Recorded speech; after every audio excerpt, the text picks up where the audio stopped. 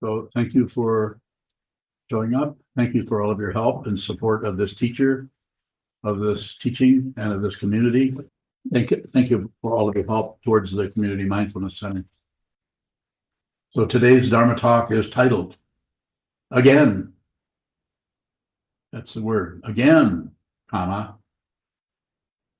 Observe the production. Again, observe, return to that. Again, observe what you're producing. Don't stop it. Don't second the motion.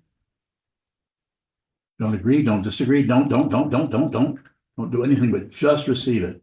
That's the one, you could say, positive situation happening there. Just receive it. Have some guts. Instead of shoving your garbage all over the world and all over your mind, please receive it. I know I get accused of being unfriendly or abusive or something because I yell at people, but I'm very, very motivated to help you because there's only so much time. Death comes without warning. You will die. I can guarantee you that. You may live to be 100, but that's coming. This old man is already dead. I don't mean that my heart has stopped working, although I think it wants to. But this is it's dead to the otherness of it. Doesn't give me a fancy credential. It's more like the opposite of that. You don't have any credential. You have no reference point. Where do your reference points come from? Other. And what is other? Illusion. But if somebody believes that they are a separate being, then that illusion is very convincing to them, and it's very convincing to you, especially if you're their friend, if you are their friend, their partner, their mother, their daughter, their son, their dog, or their teacher. Why do I shout? I like to shout. I have the energy for it so far. At some point that will go away and you can all relax.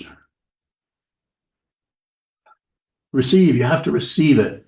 And this is what the mind training, this is what awareness, 8 hours a day for 28 days, do it. You can do the whole damn thing. I intend to be here. My intention may not hold up. I may miss the first week. I don't know. I know I'm going in for a procedure on the 7th, so I may not come out of there. Or I may, much to your dismay. Do this. You can do this. It's a very simple practice. You don't need my authorization.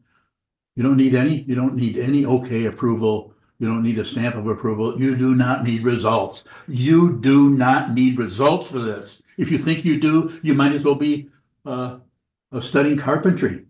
To get results, you'll learn how to use a plane or a draw shave. If you don't know what that is, then you'll start building wagons in the 1840s, which I did, and I'm sure you did too. Isn't that the first time this has happened? But I can tell you something on top of that. Nothing has happened. That's why it can keep happening, because it is an illusion. I'm looking at it. You can benefit from this old man who's been doing this for a long time, for me saying to you something where I don't need anything back from you. You owe me nothing. You don't owe me anything. The whole idea of owing and bartering is a misunderstanding. There's only offering and there's only receiving. And those two never come together because they are what? Fundamentally not separate. How can I say such an abstract, obscure statement? I can't. I have no justification. There's no proof or anything. But I'm encouraging you. I am encouraging you in the midst of this insane world, which is getting more and more insane. Watch the news for 15 minutes. Doesn't matter what channel it's on or what station. It's crazy. People fighting with people, fighting, agreeing, disagreeing, obstructing, picking on this person or that person who's done this and done that. It's just crazy. And there's no resolution to it. And it happens right in our communities. Just had a over hour-long meeting with community members. Not comfortable. Very, very uncomfortable. But it has to be done. We have to communicate. We have to cooperate. We have to collaborate. Otherwise, there's no practice. Otherwise, we're just We're just running in circles that we think is a straight line, going from here to there, here to there, here to there. Materialism, getting something, gaining something, receiving something, results. You don't need results. You may want them, but you don't need them. They actually get in the way of the path. If results show up off to one side, like a Post-it note, or like a liner notes, or like an underline somewhere, that's fine. That's happenstance, and that's situational. That may show up, it may not. But if you go after that, then what you get is a big, huge liner note, and you miss everything else. You miss your life.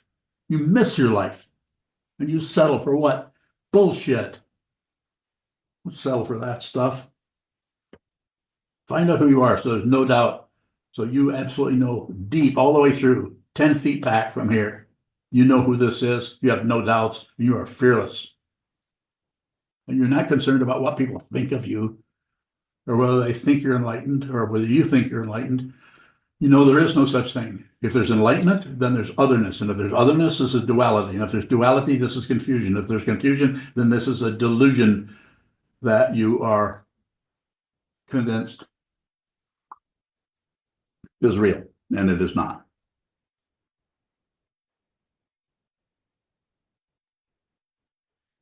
Some people may listen to me and get just irritated because I'm yelling or scolding or being parental or whatever. And I would say if that's bothering you, then perhaps you should look somewhere else. Don't listen to me. What is there, 25 people on here or something like that? Another 20 people in the meditation hall. I've been doing this for many, many years. I do not have a big audience. I don't want one. I don't promise anything.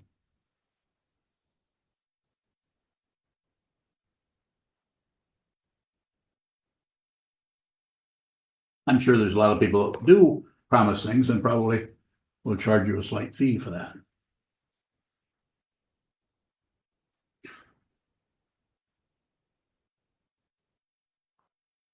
So for the next month, starting day after tomorrow, Sunday or Saturday is the first day of February.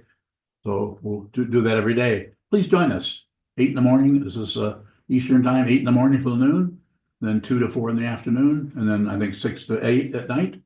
We're going to be doing this day in and day out. Very little ceremony going on. A little bit, but not much.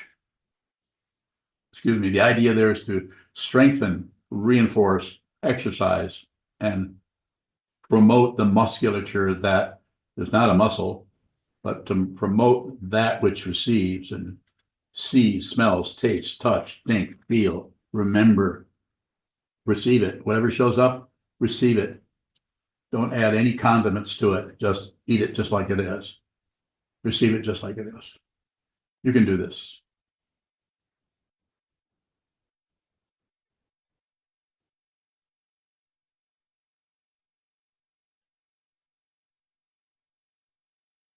Any questions so far? Yes. Aren't you bowing? I think earlier you said we need to communicate, otherwise we keep going in circles. Yes. Isn't communication also circular? Yes. But So, awareness of the circle is not, of the circularity is not exactly being trapped by the circle. You're only trapped by the circle if you think it's a straight line. But if you're aware, this is awareness. It's not about being somebody else. You get to actually communicate. You'll find if you really are completely in the circularity of that, you'll find yourself listening a lot because you'll see how really important it is to receive, because it's so easy to misunderstand what is being aimed at you or thrown towards you. So easy to misunderstand that with preconceptions, judgments, ideas, opinions that we lay right on top of everything so that we don't even have to hear it. We just hear what we want to hear or what we think we hear, and so on and so forth. There's a whole lot of people that are in our community that live here that are not here tonight, and I'm very disappointed in it. There's one time out of the whole week I'm sitting here and I'm going to give a Dharma talk to you based on a half a century of doing this. And there's a lot of people that have decided they'd rather do something else. Should they? Probably they should. But I'm talking about people that I never see in here that are part of this community. Very, very irritating to me. Let's see how much they show up during ongo. I might change this whole structure. By the time ongo is over, I might decide to just have nothing but monks here. If you want this to continue, you're going to have to join, because if you don't join, then I'm just going to do what? Make an assumption that, why do this? Why do all of this if people just want to kind of be casual about it? This is a spiritual path. It's not the path of success or failure. You can't fail. You can't succeed. It's worse than that. It's better than that. More? Going, you just said something about, why be casual about this? But you've also said you want this to be kind of a hybrid monastery. Yes, we have children here, live here, parents that fight with each other. Quite often, not always, but sometimes. I know a few that don't fight too much. Is that true? I got to laugh at it. Yes. Further question about that? That's a valid question. I don't mean to make light of it. How can we be somewhat of a householder? We have to have a job to make money to survive. How do we do that and be serious about the spiritual path? Well, you're doing it. You're here every Wednesday. And Yinlong is not here, but I know he's as the temperature is not feeling well, so obviously may not come here, but he's here online. You guys live what, 6-7 miles away or something like that. Just, it's a situational thing. You do the best you can with that. That's true with everybody here. It's just everyone's functioning differently. Some people need to spend more time working, just like your Mozuka's situation. She's got to spend more time generating income, so she's been working on that quite a bit with some success, I think, in some areas and up and down. But it's very situational. So I'm just talking about people who, it's important to have the intention and not this kind of success where everybody lives up to a certain standard. Even though I've kind of picked on people by saying there's a lot of people that are not here. If I were to look at those situations individually, I might think, well, no wonder they're not here. They have a child, or no wonder they're not here. They are not feeling well, or no wonder, all kinds of reasons.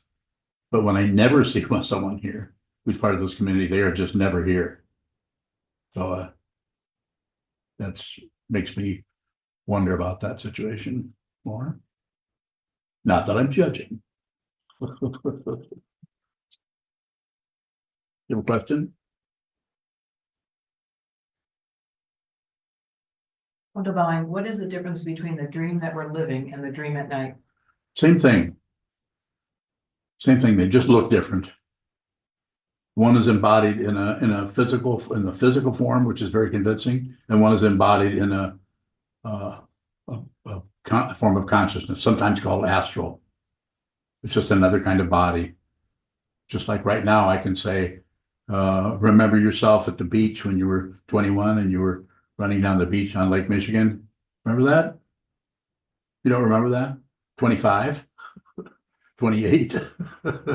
Come on, didn't you ever run on the beach in Lake Michigan? Yes, When was that? in my late 30s. Oh, it took you a while to get there. Well, you know what I'm trying to say is just remembering that's an embodiment that shows up in memory. And that embodiment in memory is not that much different than the embodiment of memory or the embodiment of imagining something happening, or the actual physical situation of you're here and you're getting ready to go into the kitchen to fix a sandwich. You kind of imagine yourself going there. You're already creating a body ahead of the body. We're doing this constantly all day long. And then we're remembering what happened. We're remembering conversations, and we can hear people's voices, and we can see people's facial expressions, and you can watch my hand move as I'm talking. This is an incredible illusion that in order to convince ourselves that it's real, we fixate on it. We fixate on an emotion, a memory. Somebody's offended us. We're upset. We're mad at them. It's not about not doing that. It's about being aware that you do that. If you're aware that you do that, you can't be stopped by any emotion. You actually are able to have incredibly intense, positive, negative, neutral emotions go right through your mind stream without finding an individual anywhere. Because fundamentally, there are no individuals. You have to see that. If you don't see it, I'm not condemning you to anything, but you'll continue to look for yourself somewhere in success or failure, or you'll find some little nugget of me, and how well I'm doing. Wunderbar, you're saying in this dream to observe the production, to All of train them. our mind. The way you train your mind is watch the movement so that you can see that any movement, whether it's the movement of a bird flying past the window or the movement of your mind remembering something that happened yesterday that you're trying to work over or think about or reflect on or contemplate, anything that shows up in the mind stream is an illusion. It might have a different density, a different frequency. It might seem more valid because it's the actual bird flying by, or less valid because it's just a memory of something that happened yesterday, more illusory. But we impute all of that.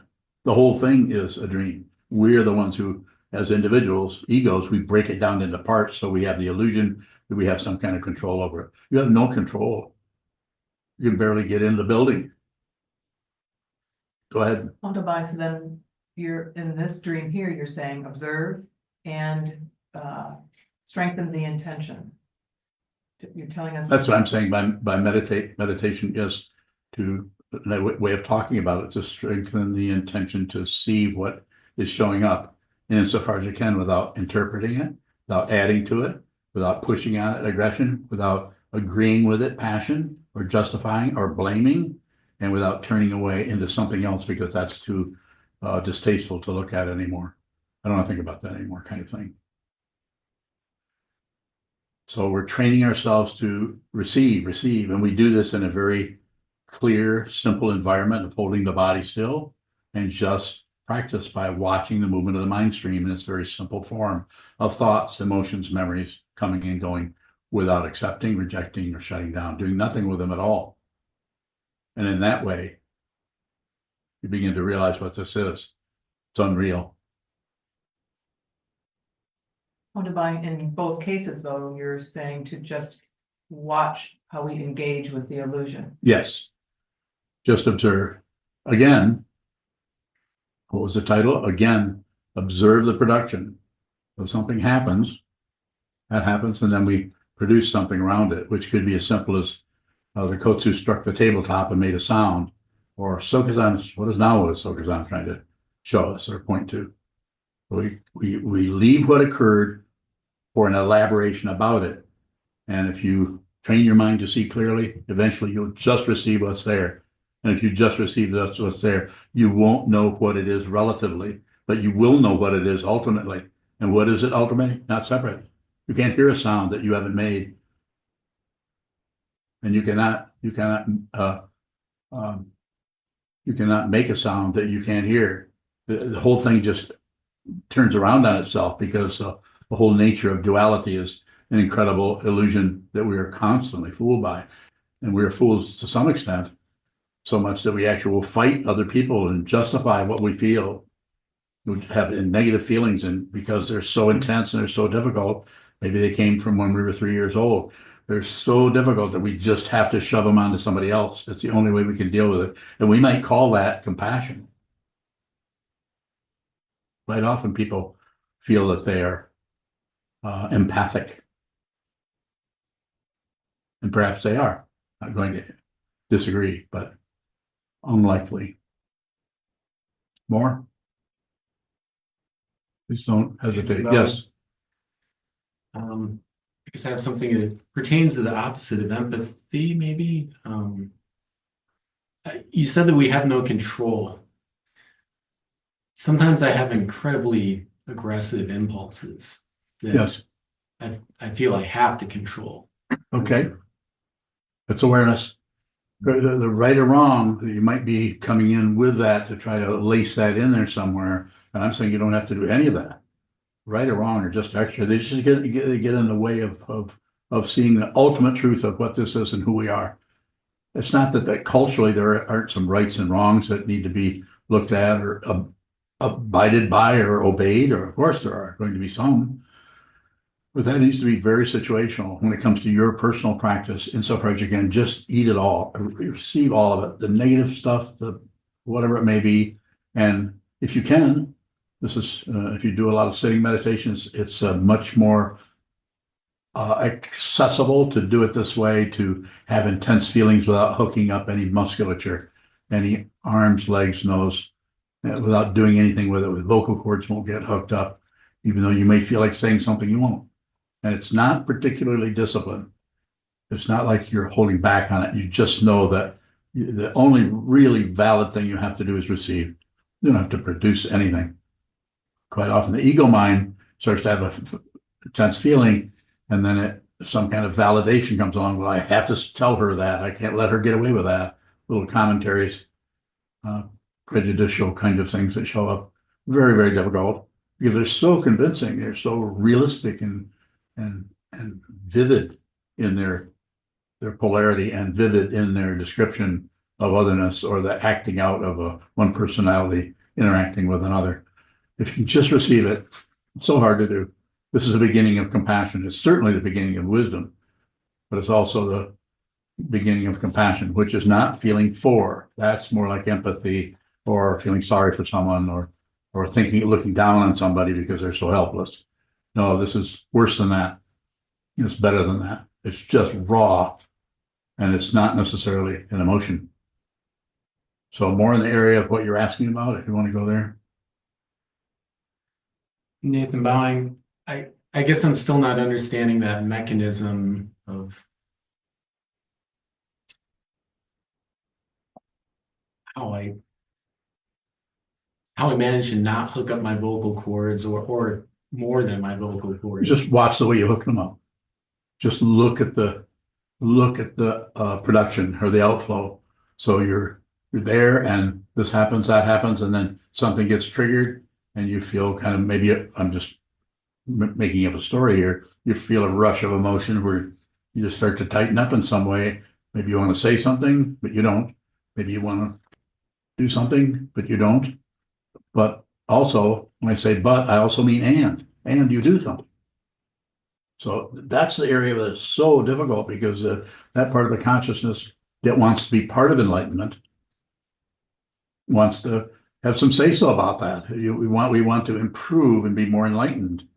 And we think the way we do that is by controlling the negativity. I'm not saying that early teaching, provisional teachings of the Buddha's Dharma don't talk a lot about controlling and holding back and so on, that kind of thing. But the way I'm talking about it is a little bit different, because you have access to me right now, and I can help you with that, but you have to come this way.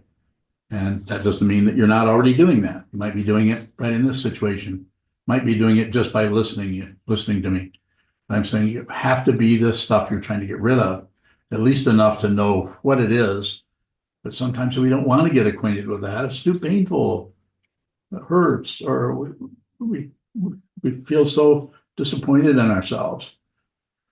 Because now we're sitting here, we've been sitting for years, which I know you have. A lot of us have, years and years and years. And then this creepy, crawly kind of crud starts to climb up and want some kind of expression. I'm inventing this thing. You're as bad as I am. But it wants expression. And at some point, you have to actually have some compassion, relative way, to actually be with that emotionally, so that you stop fighting with yourself. There is no personhood there. If there's anyone there, everyone's there. And that's why you have to save all beings. You can do that. But it just might mean that you might have to witness more of the negativity without hooking up the vocal cords, or some negativity where you actually do just shout or just hit your fist a few times. Someone who's been meditating for years and years and years that just blows their stack is much different than someone who blows their stack has been meditating for 3 months, let alone 3 years. You know as well as I do, it takes a lot longer than 3 years. It takes a long time. More about that if you have it. It's a good area to explore. That's all for now. When you're bowing, what are the characteristics of a healthy spiritual community, bowing? A lot of warfare. Somebody's full-time with a mop, cleaning up the blood of that. You know what I'm saying? I'm saying it has to, spiritual community has to contain all of the chaos. Just like the meeting we just had. Not easy to do that. We have to work with it. We have to CCC. You have to communicate, which means listen. You have to cooperate, which you can't do unless there's been a lot of receiving of what this is, how the other people see the situation. And if you see the way somebody else is seeing the chaos, you won't understand it. Because if you think you need to understand it, this is a big misconception that I talk about over and over and over. I practically rant on it sometimes. It's important to study the Dharma. It's not important to understand it. If you think you understand Dogen, you're full of shit, because you can't understand Dogen. Even if you speak Japanese, people that speak Japanese study Dogen over and over and over, and they don't even realize they're on a treadmill. Pardon my foul speech, but it just comes running out. I need to control my vocal cords. Does. When you're bowing, so in the context of a community, can we also say that,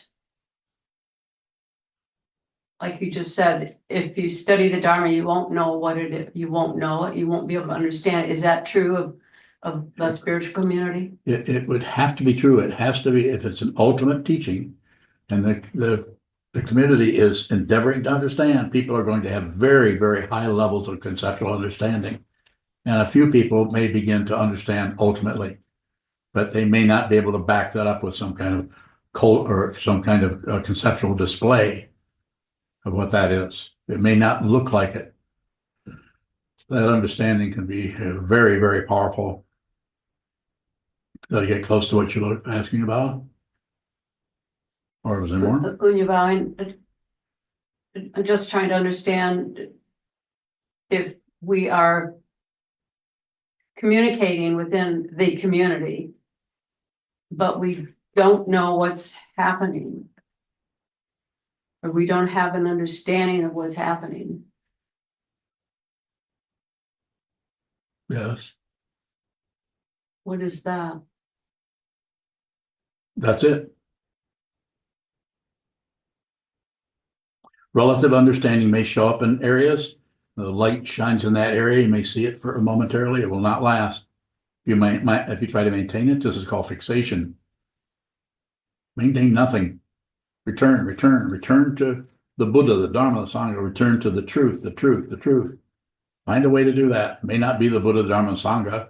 Maybe some other path I don't even know about. I don't know. But there needs to be a way to do that so that you return to it. Don't maintain it.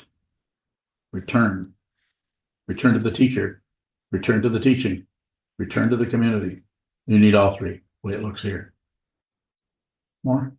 When you're bowing, but if we don't know what the truth is, how can we return? There's no way you can know relatively what it is. You can know, or absolutely, you can know relatively what things are. And we just, our little exercise, our little meeting we had a long time, there's a lot of relativity happening there. And you saw the way it got fastened down on and the way it perhaps didn't get fastened down on.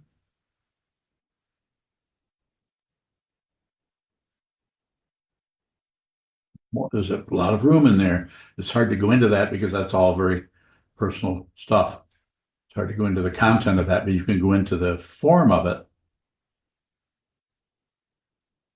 When you're bowing, just to maybe incorporate what Nathan just said about control, or what you just said, if you think you have control, you don't. And yet if we have aggressive impulses or something we want to say and we don't say them, isn't that control? There's something there. It's hard to pin that down exactly. The important thing there, as you've heard me say a few times, it's about awareness.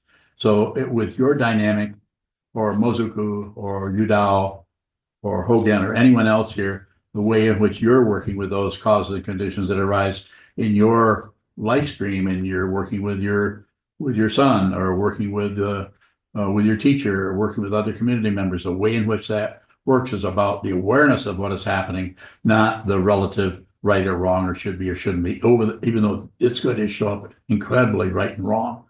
Can't help but do that. Just the world we live in, the cultural situation that we are all imprisoned by, that we can't see beyond it. We actually, not we believe there's a right and a wrong, we just know there is. And we will justify it with any kind of a story we can get on so that we can have a reference point, because ego needs a reference point that is correct, or it'll settle sometimes for one that is wrong. More. Thank you, Nathan. Thank you. Has to be done with awareness. Yes. Again, Hogan bowing, when we're in communication with Sangha and it reaches a fever pitch, how is not knowing what's happening different than shutting down? well, shutting down, you might leave the room. Shutting down could show up lots of different ways.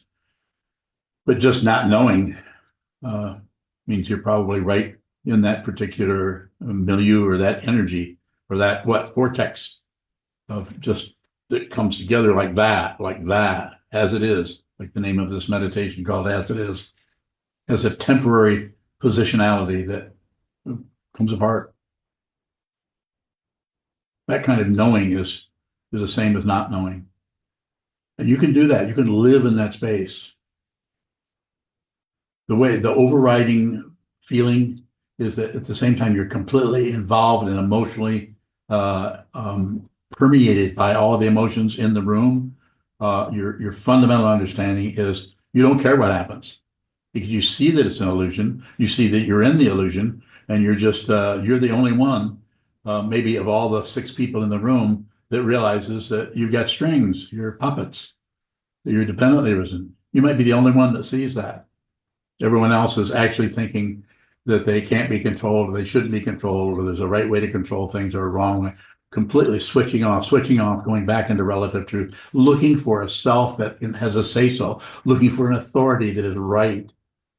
That's why it's so necessary to have a teacher. Without a teacher, you're going to start believing your own lies, trying to control yourself and your life. More?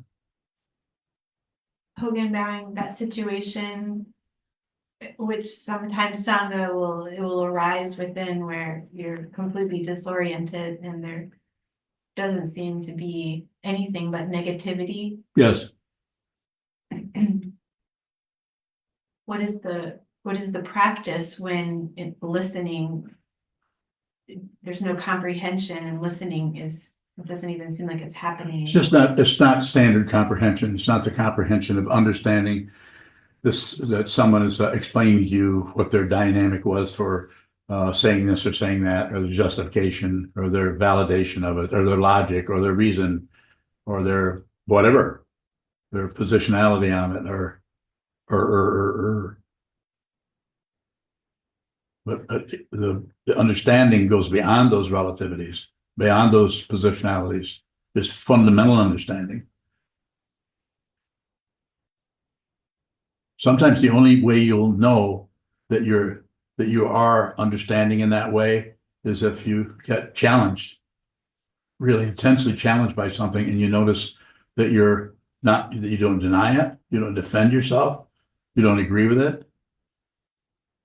You might not even snicker, but there's complete open dimension that is happening there that does not have a self. Not only does it not have a self, it doesn't have the illusion of a self. The reference points are gone. It's an open dimension. It's like the sky, except it might still have a face or body language. More? Hogan bowing, so there may be a whole lot of movement in that situation, not a lot of solidity. Yes. Thank you. But all this being said, this doesn't stop the particular inhabitants of a particular given polarity or community or situation from some inhabitants of being extremely possessed by negative feelings and are determined to dump them on you because they can't stand the horror of their own consciousness that is showing up as what? Suffering. Modern psychology has all kinds of ways out of this that keep you from training your mind, actually, because they give you a technique whereby you can shut that down so you don't feel that way anymore. I'm not saying that's wrong. I would promote that if you can't meditate. And I'm saying, well, if you can't meditate, then you're not as superior as we are. I'm not saying that. Oh, it's just life and death. Anything you can do to soften your suffering, including stick your head under a pillow. That's what you need to do. I'll get you the pillow. But if you're ready to see your true nature yourself, then I'm ready to encourage you to go into the shadows, go into the darkness, go into the cave of demons. If you don't go into the cave of demons, you'll always think they're real. You'll never really realize these are phantoms, they're unreal. They're just not real, and they're intense, and they believe themselves, and they have fangs. More? Further questions?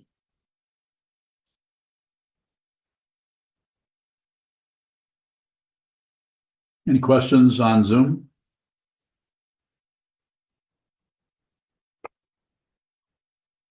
Yinlong.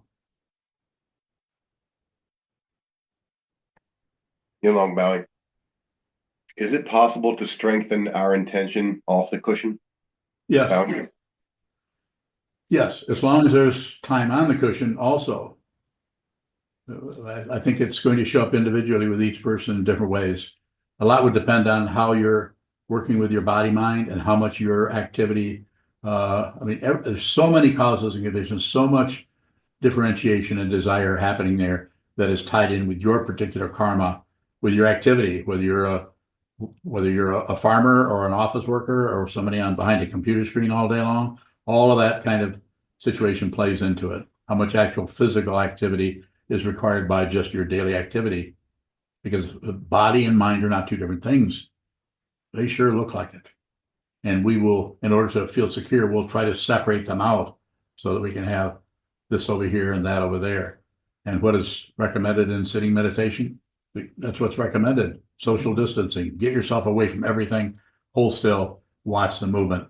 But then when you get off the cushion, to go into the kitchen to fix something, or go out to the garage to find a screwdriver you misplaced or something like that because you have something you have to repair. That's all awareness practice.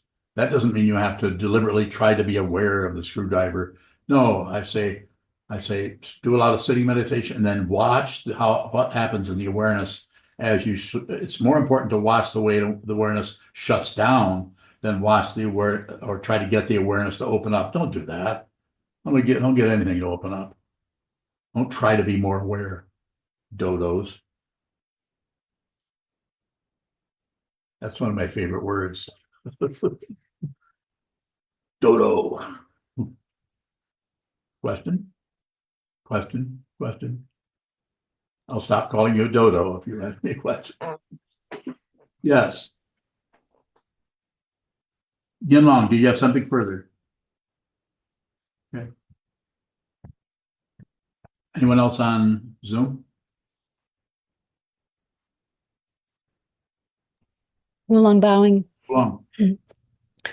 Sokuzan, you've often referred to expressing in the past as a form of leaking or sometimes leaving a situation. If can expression be a deepening or expanding, investigating, and when is it leaving a situation? I don't know if I can come up with like an exact when or something. I think that would be more in terms of your own intention. And there's just so many variables there for me to say, well, if you do this, that means this. If you do this, that means that. Especially if someone's involved in a lot of production that has to do with the conventional idea of creativity or writing or painting or music, something with a lot of expressiveness going on. It's going to show up a lot, I think, quite a bit different than someone who's just doing word processing. Not that there's anything wrong with word processing, but I mean, just something that's more simple and structural. So I just think it's so variable. If you have a specific question in that area, maybe I can address it that way. Yes, actually, I'm sorry, Will Long Bowing. For the first time, I'm not referring to the creative expression that does feel like it's another category. Let's say you're working with someone, and whether it's an argument or an exchange, and you want to express something. Is it the intention behind the expression that determines whether it's expanding or shutting down on a situation? Yes, if there's the clarity around the intention, and the only way you can do that is to do a lot of intending to see the truth, to see this, to intend to see the truth, not just buy into something or grasp something or reject something.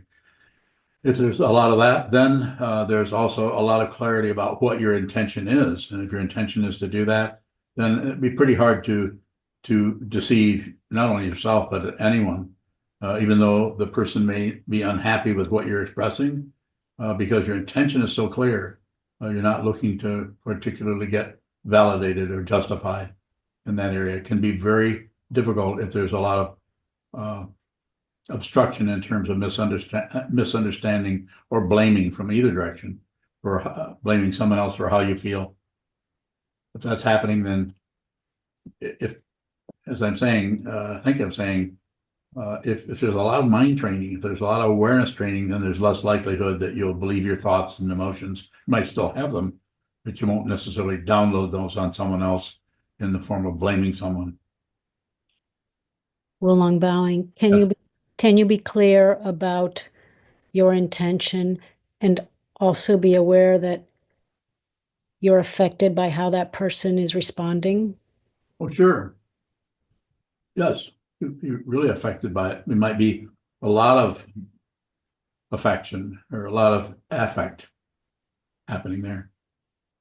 You can also be very clear about your intention, and have no expression at all come out of it. You wouldn't say anything. Hmm. The clarity is stronger than the items that start to show up out of production, some kind of production, or doing something, whether they're saying something or composing something. Thank you. Welcome.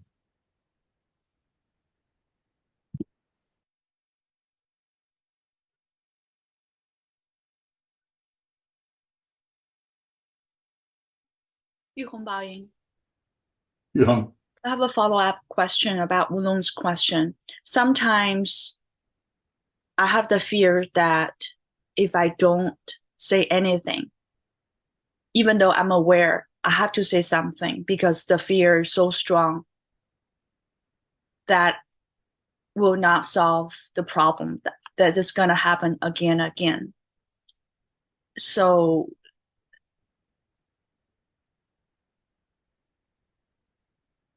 Yes. So similar, I don't know when is appropriate to speak.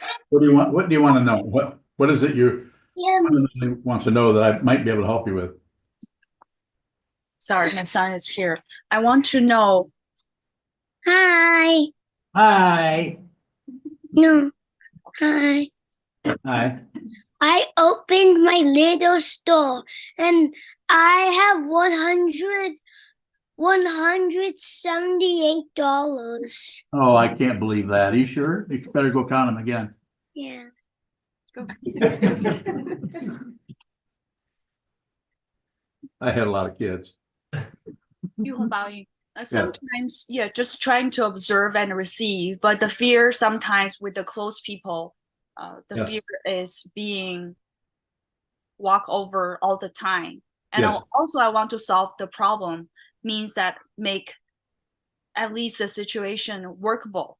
So it just still don't do anything unless I have to. Well, less is better, because if we try to go in with our preconceptions or judgments or evaluations, which is very difficult to sort those out and enter something in some kind of pure thing where you don't have any projections or judgments or prejudice. So it's just less is better. Try to be on receive. If you're relating to another person, no matter who it may be, whether it's your child or your spouse or your in-laws or friends or coworkers, insofar as you can, just listen as much as you can. And then keep the keep the commentary to a minimum. Not that you won't say some things. But I think less is better, so that what happens is your understanding about that, outside of the concepts of it, outside of the judgment part of it, starts to show up more strongly in your perception of what's happening. It's very easy because people are so confused and they spin around and try to get their way or try to accuse you or whatever. It's very easy to get taken in by that whole drama. It's just very dramatic. The whole thing is dramatic and we get swamped by it sometimes. So less is better. And what do I say more of? Sit down and look at the wall. Spend a lot of time doing that. So when you are in your so-called post-meditation or running around in our environment of this illusion that looks so convincing that you know, less is better. You might say a few things, you might not, but there's much more respect to the confusion. Interestingly enough, when you respect the confusion, it wants that respect and it starts to get more confusing rather than things get clear and start to be less confusing. So I just thought I'd help you a little bit with that. Don't look for results. It can be very, what's the very blunt word to use there? Shitty? No. No, that's not good. It's another one. Smelling? No. 玉红报应. You again? Yes. So sometimes I could be just like silly. Just I'm wondering like how to trust the awareness. Sometimes I tell myself, just let the people walk over me. Sort of with the trust of the awareness. Is that also going to the other side? No, don't say let the people walk over me. That's buying into some kind of story about it. But what I would say is might feel the same, but just receive whatever people say, listen to them, listen to their tone of voice. You can concentrate on or focus on or look at different aspects of what someone is saying, like the spaces between their words. That'll help you be a little bit more, you could say, to use the word objective about it. You'll hear the way their voice goes up in tone or down in tone. And this way you might not be focused on the content.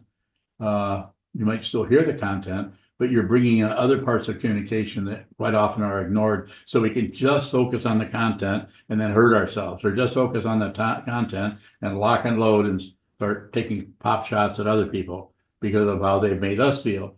So insofar as you can, try to keep it using your awareness practice. Be very aware of someone's body language. Don't interpret it. If they go like this, don't jump from that into, I think they're closing off. Make no comment. Don't analyze, interpret anything. At least if you're listening to me. If you're listening to someone else, then do something else.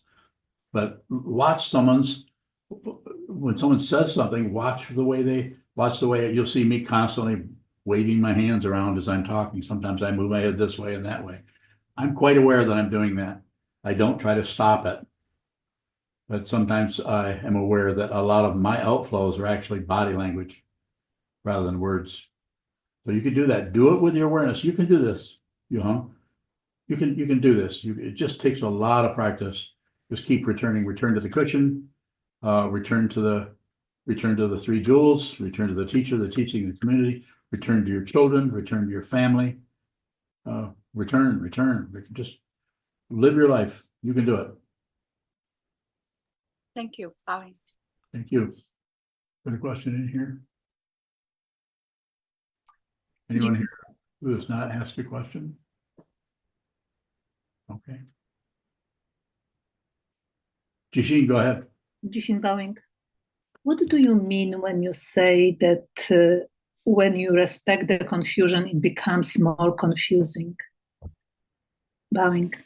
Well, let's put it this way. If you're not respecting the confusion, you're probably pushing it away, or you're covering it up with who caused it, or maybe you caused it, or blaming. So you haven't even looked at it. You just, as soon as it starts to get the slightest bit confusing, it's like, all right for that. I've had enough of that crap. I'm not doing that anymore. I'm not going to let them do that. Blah, blah, blah, blah, blah, blah, blah. Little stories and stories. And they're very, very convincing. So if you start to change your operation a little bit there and just begin to, shall we say, receive what's showing up, then you really see how really, really confusing that is. Because now you're really respecting the confusion. So now that you have respect for the confusion, It's like the whole army of confusion starts climbing over the castle walls into your territory and starts taking advantage of you, or in so many ways. I won't go into those details, but you actually feel that. But fundamentally, see, I changed hands there. You aware of that? Fundamentally.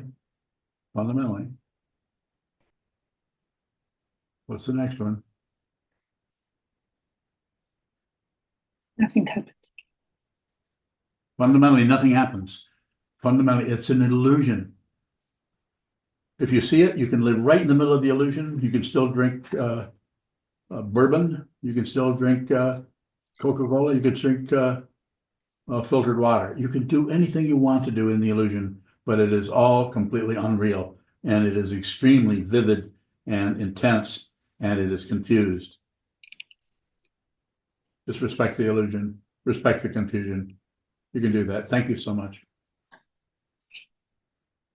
I need to make a further announcement here. No? Okay, apparently I've done my job. Thank you for coming, for attending this Dharma talk. Thank you for all of your help in supporting this community, both by attending, by practicing, and by financially supporting us.